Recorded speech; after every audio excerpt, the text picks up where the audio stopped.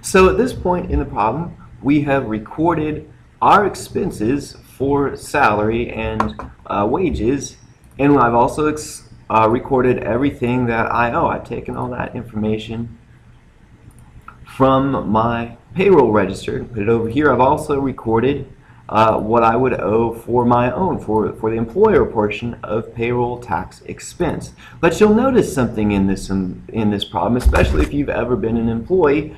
I haven't actually paid my employees. I've just acknowledged I owe them money, but I haven't actually paid them yet. So now I need to actually pay them. Now there are a couple of ways of doing this, and I'm going to show you both of them. The first way to do this is to simply pay these people from a regular cash account.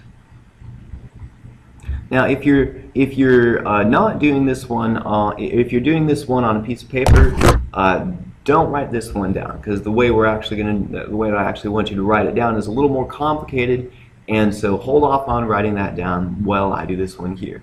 And it's very simple. I'd simply decrease wages and salaries payable. As you remember, this is a credit account. Like all liabilities, this is a credit account, and so it increases on the right hand side and decreases on the left hand side. So now I'm going to decrease it. And in fact, increasing decreasing a debt is a good thing. I now owe them less money. And of course, on the other side of things, I'm going to simply write cash.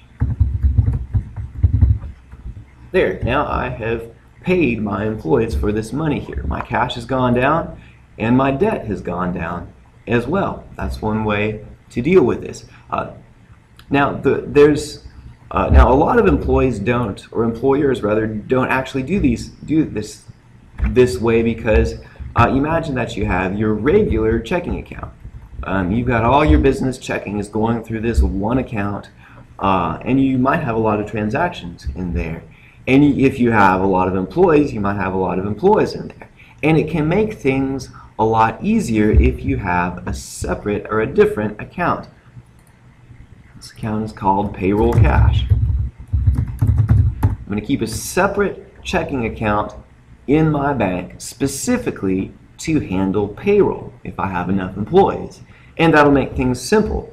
I can put things in Payroll Cash, and that way I can see, well, who's cashed their check. And reconciling it will be a lot easier, because although I might have all my employees that I need to reconcile things with, I don't also have to deal with all the other transactions in my business. So let me show you how Payroll Cash is handled. Take this one off. This is the simple one. I'll do the more complicated one now. The first thing I do is I would move the money from cash into Payroll Cash. So I'm going to write Payroll Cash there. That's going to increase. And then I'm going to write cash. My cash is decreasing, 1871.08. And then I'll write my next account as well.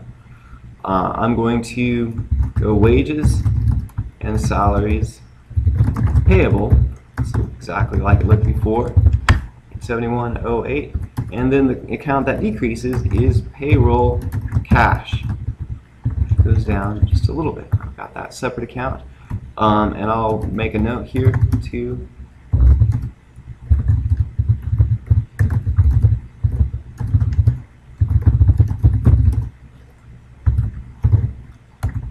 that'll be my note. And I'll just actually make that look neat here. And that's how I make the journal entries for payroll.